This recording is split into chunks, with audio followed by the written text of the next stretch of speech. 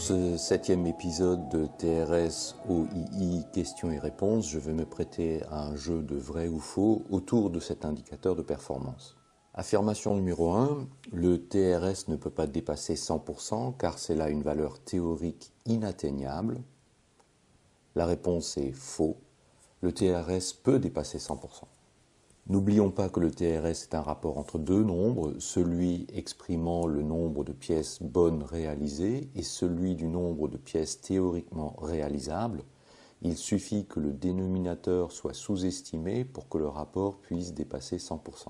Ceci arrive lorsque les temps de cycle théoriques sont faux ou n'ont pas été corrigés après un changement qui permet de produire davantage par unité de temps. Un autre exemple que j'ai vu dans le domaine de l'imprimerie est une disponibilité de l'ordre de 90%, un taux de qualité neutralisé et une vitesse de roulage bien supérieure à celle recommandée dans les standards. Le TRS était donc supérieur à 100% du fait que le coefficient vitesse compensait largement la perte de disponibilité. Cette pratique de dépasser la vitesse prescrite n'est pas recommandée car elle peut conduire à des usures prématurées du matériel ou à des problèmes de qualité. Si le TRS peut effectivement dépasser 100%, c'est plutôt signe d'une erreur dans les données ou les standards ou d'une déviation que d'une bonne performance. Il est donc recommandé d'investiguer et de comprendre pourquoi ce dépassement se produit. En effet, dans le cas d'utilisation de données justes et de respect des différentes règles, un TRS de 100% devrait effectivement représenter un idéal inatteignable. Affirmation numéro 2, on peut mesurer le TRS sur toutes les machines. C'est vrai. Mais la bonne question à se poser est de savoir si cela est judicieux. Si la récolte de données est manuelle, ce n'est pas nécessairement un bon choix car cela demande un effort et une rigueur constants, alors que la finalité n'apparaît pas clairement au personnel, surtout si l'analyse des données et les actions d'amélioration concrètes tardent. Le risque à terme est une moindre rigueur dans la capture des données, ce qui en fait perdre l'intérêt, ou l'abandon pur et simple des saisies par les opérateurs. Avec des systèmes d'acquisition automatique et l'intention de mener des analyses statistiques, des études de corrélation en disposant d'un lac de données, la mesure systématique et continue peut faire sens. Affirmation numéro 3, les micro-arrêts sont des arrêts trop courts pour que cela vaille la peine de les prendre en compte. C'est faux. Les micro-arrêts sont des arrêts trop courts pour que cela vaille la peine de les mesurer individuellement, ce n'est pas la même chose. Dans la pratique, on leur affecte alors une durée par défaut, par exemple 1 minute, et l'on compte leur occurrence, puis on multiplie le total des occurrences par la durée par défaut pour obtenir une valeur approchée de l'impact, en temps cumulé, de ces micro-arrêts. En saisie manuelle, on demande aux opérateurs généralement de bâtonner la survenue de chaque micro-arrêt. Ceux-ci sont généralement très agaçants et devraient représenter des arrêts peu nombreux, exceptionnels.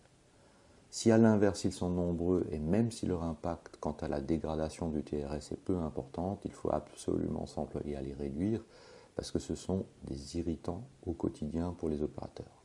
Affirmation numéro 4, TRS et TRG c'est la même chose. C'est faux.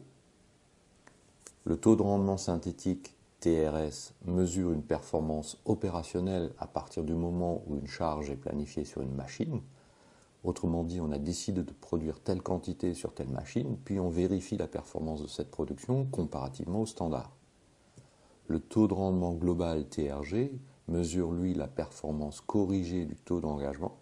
C'est la production comparée à une production théorique réalisable sur tout le temps d'ouverture de la ligne ou de l'atelier.